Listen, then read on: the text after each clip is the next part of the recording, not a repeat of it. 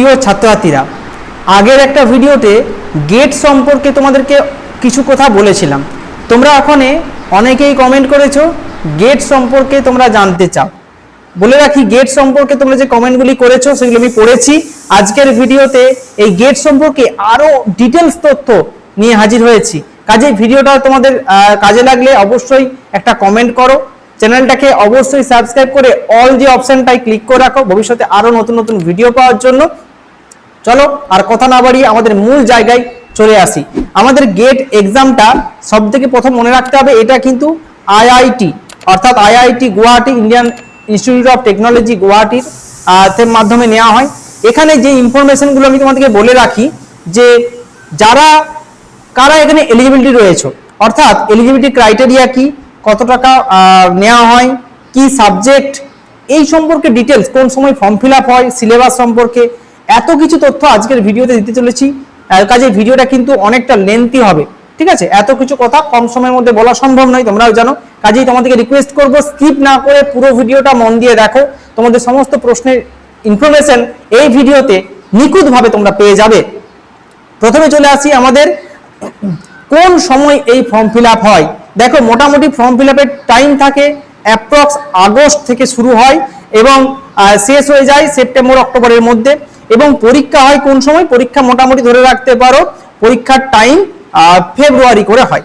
3-4টে date থাকে পরীক্ষার এবং অ্যাডমিট কার্ডটা জানুয়ারি মাসে মোটামুটি দেওয়া হয়। এটা ছিল 26 সালের ইনফরমেশন। অবশ্যই 27 সালে একই রকম ভাবে হওয়া দরকার, কেন এগুলোই খুব একটা ডেট চেঞ্জ হয় না। তবে হ্যাঁ, মোটামুটি ডেট চেঞ্জ হতে পারে, মাসটা চেঞ্জ হবে না। তো এইরকম ভাবেই তোমরা চলতে পারো। পরীক্ষা কেমন হয়? এটা পরীক্ষার মাধ্যম কিন্তু সম্পূর্ণ সিবিটি অর্থাৎ কম্পিউটার বেসড টেস্ট হয়, ঠিক আছে? এবং ল্যাঙ্গুয়েজ কিভাবে হয়, অর্থাৎ ইংলিশ ভাষাতেই পরীক্ষা হবে। 3 ঘন্টা টাইম থাকবে এবং এখানে যে সেকশন, আমি দুটো সেকশনে পরীক্ষা হয়। নাম্বার 1 হচ্ছে জেনারেল অ্যাপটিটিউড, যেটাকে জিএ বলা হয়, এবং আরেকটা হচ্ছে ক্যান্ডিডেট সিলেক্টেড সাবজেক্ট, অর্থাৎ তুমি যে সাবজেক্টে পরীক্ষা দেবে তার উপর। দেখো, এখানে অনেক সাবজেক্ট রয়েছে, আমি সমস্ত সম্পর্কে বলতে গেলে তো হবে না, কারণ আমার যেটুকু আমার চ্যানেলের বিষয় সেটা হচ্ছে ভূগোল। যারা ভূগোল নিয়ে পড়াশোনা করতে চাও তাদের হচ্ছে জি বলে একটা সাবজেক্ট রয়েছে। এই সম্পর্কে আরো ডিটেলস আমি অবশ্যই আসবো। তার আগে বলে রাখি, এখানে টোটাল পরীক্ষা 100 নাম্বার, যার মধ্যে 15 নাম্বার হচ্ছে জেনারেল অ্যাপটিটিউড আর 85 নাম্বার থাকছে কিন্তু এই জেনারেল যে সাবজেক্ট তুমি চুজ করছো সেখান থেকে, অর্থাৎ জি থেকে চুজ করছো বা কেউ যদি ইভিএস চুজ করো সেখান থেকে। পরীক্ষার যে টেস্টের ধরন সেটা কিন্তু 3টে ধরনের প্রশ্ন আসে। Number 1 MCQ, number 2 এমএসকিউ, number 3 এনএটি। এবারে এগুলো কি ফুল ফর্ম গুলো বলে দিই। এমসিকিউ মানে মাল্টিপল চয়েস কোশ্চেন, এবং এমএসকিউ মানে হচ্ছে মাল্টিপল সিলেক্ট কোশ্চেন, এবং এনএটি মানে হচ্ছে নাম্বারিক্যাল অ্যান্সার টাইপ। এই ধরনের প্রশ্নগুলো পরবর্তীকালে আমি তোমাদেরকে বলে দিচ্ছি যে কি ধরনের প্রশ্ন এগুলো হয়। তাহলে আমরা বুঝতেই পারলে আমাদের টোটাল তাহলে 100 নম্বরের পরীক্ষা, 15 নম্বর জেনারেল অ্যাপটিটিউড এবং 85 নাম্বার থাকছে সাবজেক্ট কোশ্চেন। আচ্ছা, এবার চলে আসছি আমাদের এলিজিবিলিটি ক্রাইটেরিয়া কি, কোন ক্রাইটেরিয়ায় তুমি ভর্তি হতে পারবে বা এখানে পরীক্ষা দিতে পারবে।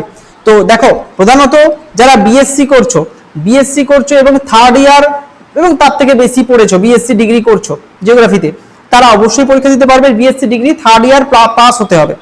এবং যারা কিন্তু বিএ ডিগ্রি করছো তারাও কিন্তু পরীক্ষায় বসতে পারবে। সেক্ষেত্রেও কিন্তু সায়েন্স, আর্টস, কমার্স 3টে প্রোগ্রামে কিন্তু এখানে বসা যাবে, ঠিক আছে? ব্যাচেলর ডিগ্রি থাকলেই হবে যে কোনো ইউনিভার্সিটি থেকে।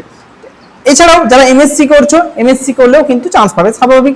বিএ করলেই বিএসসি হবে এরকম ব্যাপারটা রয়েছে, তাহলে মাস্টার ডিগ্রি করলেও চান্স পাবে, অসুবিধার কিছু নেই। দেখো, এখানে চলে আসছি আমরা এবার যে কোশ্চেন টাইপকে নিয়ে। তোমাদের অনেক প্রশ্ন থাকে যে কোশ্চেন টাইপ কেমন হয় এবং নেগেটিভ মার্কিং কি আছে। দেখো, মাল্টিপল চয়েস যে কোশ্চেন সেখানে কিন্তু নেগেটিভ মার্কিং রয়েছে, ঠিক আছে? রং অ্যান্সারের জন্য তোমার নাম্বার কাটা যাবে, 3টে প্রশ্নের জন্য 1 নাম্বার করে কাটা যাবে, ঠিক আছে? এবং এক্সাম্পল দেখে নাও, আমি তোমাদেরকে ব্যাক স্ক্রিনে দেখিয়ে দিচ্ছি, তোমরা বুঝতে পারছো যে এমসিকিউ এক্সাম্পল যেমন হয় তোমরা নিশ্চয়ই জানো, এমসিকিউ সেম। তো এমএসকিউ মানে কি এমন হয়? দেখো, এখানে লেখা আছে এমএসকিউ এ কিন্তু নেগেটিভ মার্কিং নেই, অর্থাৎ তোমার 4টে অপশন দেবে যে which of the following is the factor of 96, 4টে অপশন আছে। এটা এনএটি অর্থাৎ মাল্টিপল সিলেক্ট কোশ্চেন। এখানে কি করতে হবে? correct answer is the combination of A, B and C. Candidate will get full marks if this combination is selected. অর্থাৎ তিনটে প্রশ্নই তোমাকে কিন্তু সিলেক্ট করতে হতে পারে, তবেই কিন্তু তুমি এখানে নাম্বার পাবে। খুব ইন্টারেস্টিং একটা, এখানে পার্সিয়াল ক্রেডিট কিন্তু দেওয়া হয় না, অর্থাৎ তোমাকে সিলেক্ট তিনটেই করতে হবে, তিনটে যদি উত্তর থাকে তিনটেই সিলেক্ট করতে হবে, অর্থাৎ মাল্টিপল সিলেক্ট হতে পারে, অর্থাৎ চারটের মধ্যে তিনটে অ্যান্সার, দুটো অ্যান্সার হতে পারে, সেটা তোমাকে সিলেক্ট করতে হবে। নেগেটিভ মার্কিং নেই। তারপর চলে আসি এনএটি, নাম্বারিক্যাল অ্যান্সার টাইপ। এই প্রশ্নটা কেমন হয়?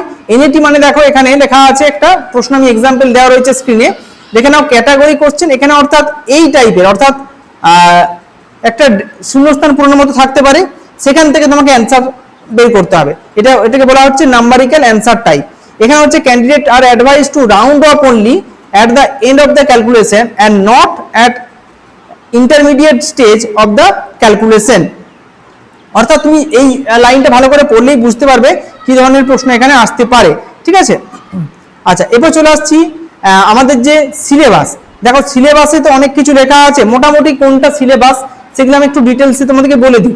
আমাদের যে পার্ট রয়েছে, যে মানে সাবজেক্টে পরীক্ষা দেবে, সেটা অ্যাকচুয়ালি জিওলজি অ্যান্ড সেটা হচ্ছে জিওফিজিক্স, যেটাকে জিজি বলা হয়।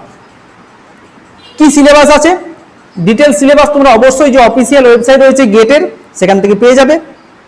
আমি একটা বেসিক ধারণা দিয়ে রাখি, যেমন physical geology, structural geology, mineralogy, petrology, ঠিক আছে, বা হতে পারে ইকোনমিক জিওগ্রাফি, রিমোট সেন্সিং, খুব ইম্পর্টেন্ট এই পার্টটা, ঠিক আছে। এরকম রয়েছে, এছাড়াও রয়েছে সলিড আর্থ, যেটাকে বলা হয় সিসমোলজি, ঠিক আছে, সিসমিক ওয়েভ, তারপর রয়েছে এই সমস্ত বিষয় থেকে মোটামুটি অ্যাটমসফিয়ার থেকে রয়েছে, ওশিয়ান থেকে রয়েছে, এইখানে মোটামুটি এরকমই ভূগোলের সিলেবাস। আর জেনারেল অ্যাপটিটিউড যেটা রয়েছে জিএ 15 মার্কসের, সেখান থেকে বিশেষ করে ভার্বাল অ্যাবিলিটি, যেখানে ইংলিশ গ্রামার থাকতে পারে, সেন্টেন্স কমপ্লিশন থাকতে পারে, রিডিং কম্প্রিহেনশন থাকতে পারে, কোয়ান্টিটিভ অ্যাপটিটিউড থাকতে পারে, যেখানে time work, profit loss, number system, percentage, এছাড়াও লজিক্যাল রিজনিং থাকতে পারে। এই ধরনের প্রশ্ন কিন্তু হয়, যেখানে পাজল বেসড প্রশ্ন আসতে পারে। তো মোটামুটি তুমি যদি এই ধরনের প্রশ্নগুলো ভালো করে প্র্যাকটিস করো, তাহলে কিন্তু ইজিলি তুমি পরীক্ষায় পাস করতে পারবে। আর একটা কথা বলে রাখি, এই সম্পর্কে আরো ভবিষ্যতে ইনফরমেশন তোমরা অবশ্যই আমার চ্যানেলে পাবে, তার জন্য চ্যানেলটাকে সাবস্ক্রাইব করে, না হলে কিন্তু এই নোটিফিকেশনগুলো তোমাদের মিস হয়ে যাবে।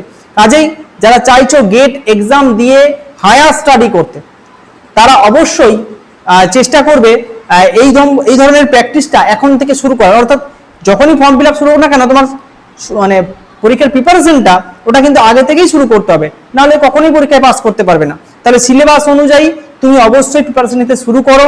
ভবিষ্যতে প্রিপারেশনের টিপস এবং কি ধরনের বই পড়বে, কিভাবে পাস করবে, এই সম্পর্কে ডিটেলস ভিডিও খুব শীঘ্রই তৈরি করার চেষ্টা করছি, যাতে তোমাদের অনেকটা বেশি হেল্প হয়। ভিডিও ভালো লাগলে লাইক, শেয়ার, কমেন্ট চাই, এবং তোমার একটা শেয়ার আমাকে অনেকটা সাপোর্ট করবে, তাই ভিডিওটা বন্ধুদের কাছে অবশ্যই শেয়ার করে দিও। ধন্যবাদ।